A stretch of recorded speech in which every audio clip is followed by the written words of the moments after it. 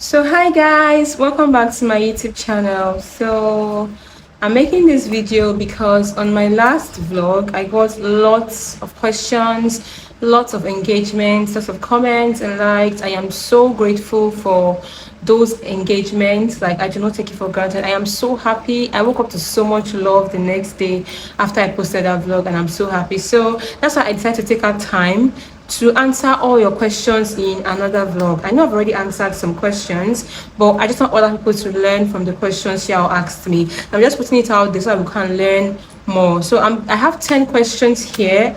I think 9 questions that I am going to answer that you guys asked me that I want to answer, so that every other person can also learn from it. I also want to use this medium to say thank you so much for 1,000 subscribers. In case you have not noticed, we have hit 1,000 subscribers, you guys. This is not an easy feat at all. People spend years to get to 1K souls, and I did it. So I am so happy. I am so happy, and I have you guys to thank for it. Thank you so much for everyone subscribed to my channel. You are my besties for life. Thank you so much. And if you have not subscribed, what are you waiting for? Because I bring good content, educative content, entertaining content, any content, cooking content. Just I am there. So let's start with what I have right now. Let's not waste a lot of time. I don't want this vlog to exceed 15 minutes. So yeah, the first question that I had is concerning vaccines. Somebody asked me, if a child does not take the vaccines because of ignorance, what will happen? If a child does not take the vaccine because of ignorance, what will happen? A lot of things can happen to your child if they do not take their vaccines, if they skip their vaccines. We have a lot of deadly diseases that vaccines are meant to prevent. Now, government or WHO will not work so hard to make some vaccines free if they did not know the importance of it. Do you understand? There are a lot of diseases that are deadly that will make your child very ill or even cause child mortality if vaccines are not taken. For example, is measles vaccine. For measles vaccine, it is very important that your child does not skip measles, chickenpox, BCG is for tuberculosis. It is very important that they do not skip those vaccines. BCG is given from birth to 3 days, either from 0 to 3 days from when the child is born. You have to give your child BCG. Chickenpox, I think, is at 9 months or so. I think I can't really remember when chickenpox is taken, but I think it should be around that range. Chickenpox is supposed to be taken as well. Very important vaccine. Measles, a lot of vaccines are very important. It's very good that it's not even good. It's mandatory. Like, it's mandatory that you don't skip those vaccines for any reason. Now, let me give you an example. When my daughter was ill, she had measles. Like, if you have no idea what measles are, you're not going to know she had measles. But I'm a nurse, so I knew that it was measles. So the first thing I did was I called my dad. I was like, baby has measles, and he was like, did you take measles vaccine? That's the first question he asked me. Did you take measles vaccine? I was like, yes, of course. I took measles vaccine. I was like, okay, rest your mind. Don't worry. What you have to do is just to give PCM, paracetamol, to control the temperature. Now, the reason she even had temperature is because when your body is fighting against infections, you tend to have an increase in temperature because your body is fighting against infection. So temperature is like something that is going to happen. Do you understand? So it's not something to worry about. Just give the child PCM. But if my baby did not take that measles vaccine at 9 months, if she did not take it, the measles would have gotten out of hand, would have landed up in admission. She had just small rashes. It's because of the knowledge that I already had that made me know that, okay, this one is measles, this is not her regular rashes. But other moms will not even know. But they will not even panic because they know they've given measles vaccine. So I did not panic at all because I knew that I had already given measles vaccine that will cover my child, and I did not bother. I think in 6 days, she was okay. So imagine that she did not take measles, vaccine. It would have been bad. It would have been very bad. Hope you know that measles kills. Hope you know that measles can kill. So please, these vaccines, most of them are actually free. That's the truth. I won't say the government did not even try for us. They tried. Most of them are free. It's as from when the child gets older that you will not have to pay for some vaccines. Money what?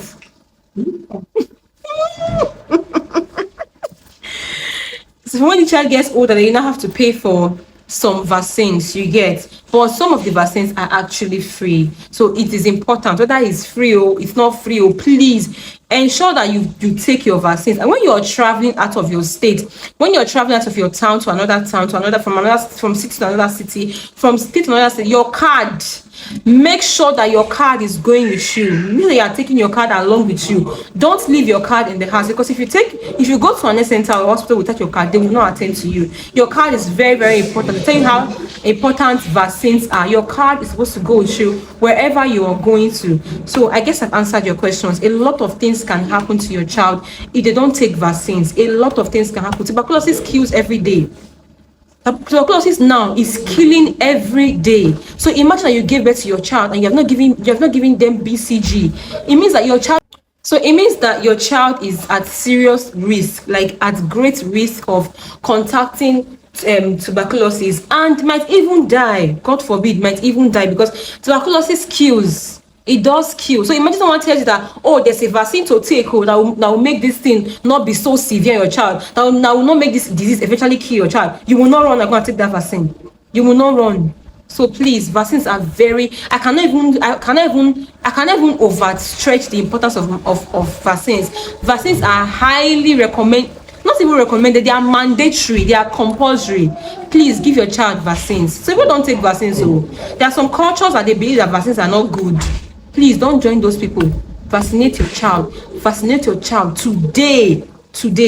So I hope I've answered that question. That question is going to be over 5 minutes. Jesus Christ. Anyway, I hope I've answered that question. Then the next question that I was asked is concerning stitches. About stitches. It didn't pain you when you were stitched. Somebody asked me, it didn't pain you when you were stitched? And just give me a minute, let me laugh. It didn't pain me when I was stitched. It actually pained me a lot. It actually pained me a lot. I saw heaven and I saw hell. It pained me a lot. So that's why I am educating you guys on how to do your sit bath correctly. So if you've not seen my previous video, please go back and see it. That's why I'm teaching you guys how to do your sit baths correctly, so that you will not go through what I went through. It is traumatizing. It is traumatizing. I promise you, it is traumatizing. It's not something that I want you guys to go through. So please, if you're not previous video on how to do a sit bath, please go back and see that video. It is very important. Please learn the correct ways to do a sit bath, so that you don't losing your stitches and you will not need a second stitch. You understand? So please, it pained me. Oh, it pained me. Please, it pained when I was getting restitched. So please, heed my advice. Please heed my advice. It's very important. Learn the correct ways to do a sit bath. That's number 3. That's number 2. Number 3 question is about food. Somebody asked, what if we prepare the zobo? So I earlier mentioned that you're not supposed to take zobo, pineapple, and the rest of it when you are like pregnant, especially at the early stage of pregnancy. And someone asked me if we can prepare the zobo without those ingredients. The answer is no. The answer is no. Please don't take zobo while you are pregnant. Don't take zobo at the early stage of your pregnancy. The early stage of pregnancy. Avoid those food that says you avoid. There's no negotiation. I'm not going to negotiate with you. The answer is no. Don't take those food. It's better safe than sorry. People have done it and nothing happened to them. Don't listen to them. Women are different. In fact, me, I did it and nothing happened to me. But I'm not going to advise you to do it. I'm not going to advise you as a nurse to take all these things. I took them myself, but I'm not going to advise anybody to take them. The fact that it didn't kill me, it didn't affect me or affect my baby, does not mean that it's not going to affect you. But we don't pray for bad things to happen. That's why I am making this video, to correct all our beliefs. Please don't take those things. Well, no matter how they are prepared, don't take them in the early stages of your pregnancy. The pregnancy has advanced. You can now start taking them on doctor's recommendations. Please make sure your doctor or your midwife has cleared you to take all those things before you can proceed to take them. So the next question is on hypersensitivity. Somebody asked me, someone wants me to elaborate on hypersensitivity, why we tend to be highly sensitive while we are pregnant, why I said that, and what happens, and how does it happen. Now, the reason why we become hypersensitive while we're pregnant is because normally if you're sensitive as a person, if you're sensitive, you'll become hypersensitive. If you're not sensitive at all before, you now become sensitive. This is why.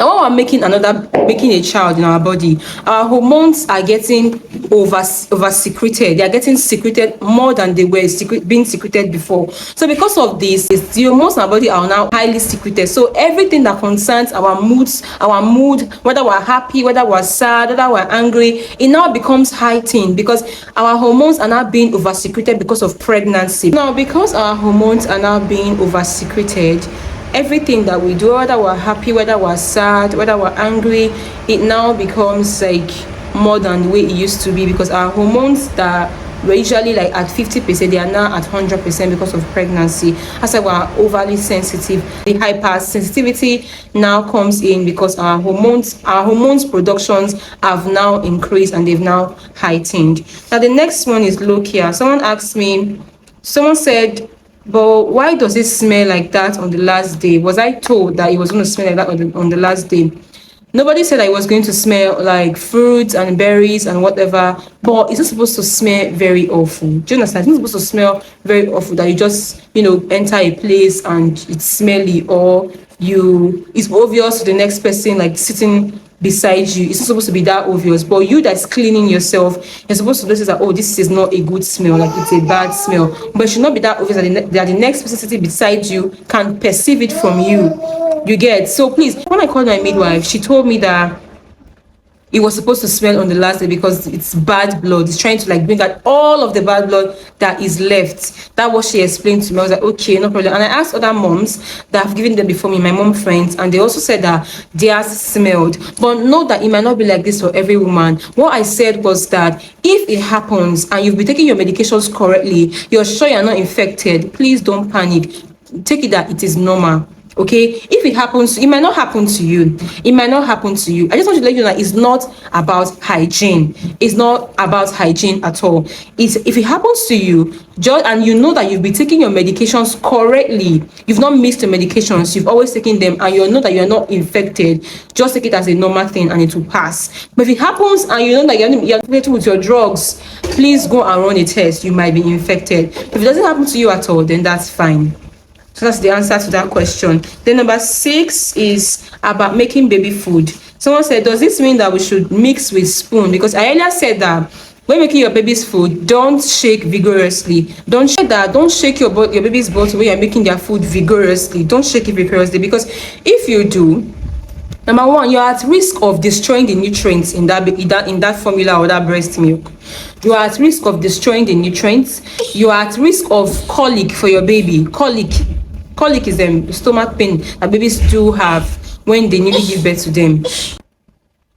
Now, what I said is don't shake your baby's bottle vigorously. This is how you shake vigorously. Don't shake it like this. What you should do is swirl. You see what I'm doing? You swirl the bottle around. You don't shake. You can also turn like this. You can also mix it like this. You don't shake like this. When you shake like this, you are at risk of destroying the nutrients that make up the formula or the breast milk. You are at risk of destroying the nutrients, number 1. You are at risk of colic pain for your baby, because when you shake like this, bubbles start to form. When you shake like this, bubbles will start to form, and those bubbles can cause colic pain for your child at the early stage of when you just give birth to them. Bubbles can cause colic pain. Do you understand? So it's better to swirl your milk. You see it is swirling round, swirl it right, instead of shaking. And you can also turn like this gently. Don't shake vigorously. That is why it's not good to shake vigorously. I've already said the reason why it's not good. So please ensure that you're swirling your bottle. So that is how you make your child's food. Don't shake vigorously, just swirl around or just turn like this, like that.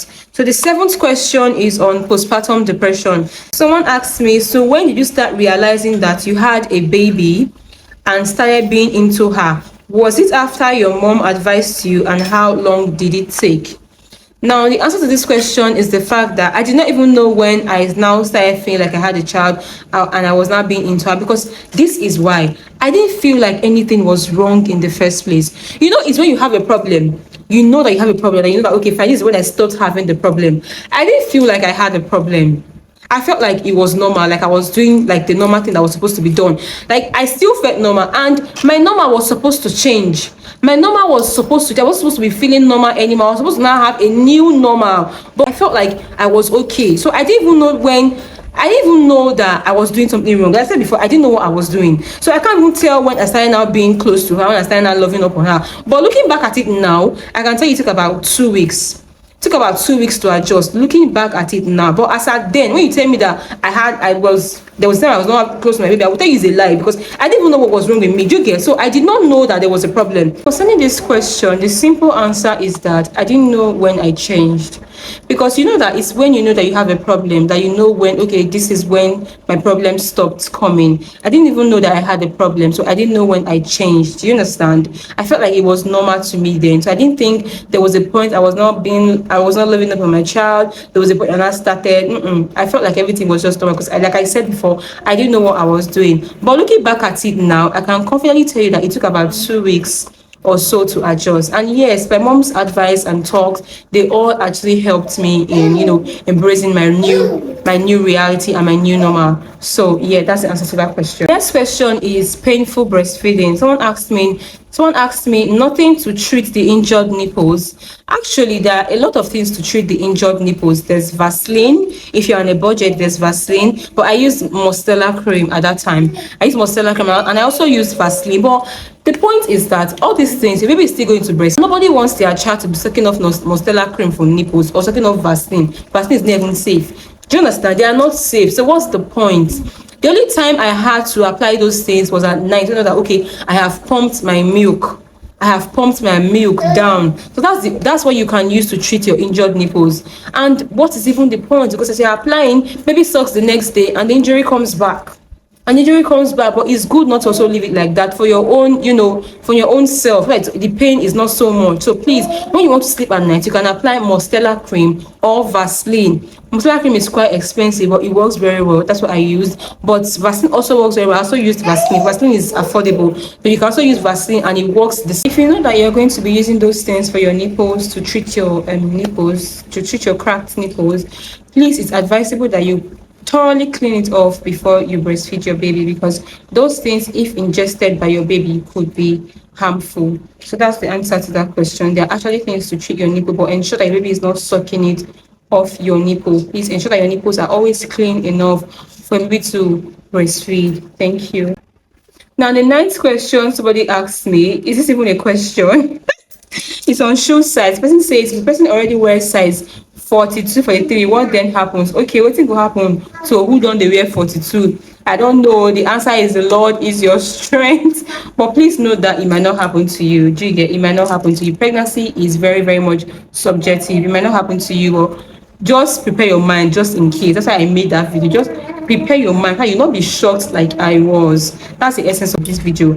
Prepare your mind. Don't be shocked like I was. Maybe a shoe cobbler will make shoes for you of your size. Maybe you're going to get a shoe cobbler to make shoes of your size for you. So whatever, just prepare your mind that your shoe size is going to change. If it doesn't change, you are God's favorite child. Mwah, love you.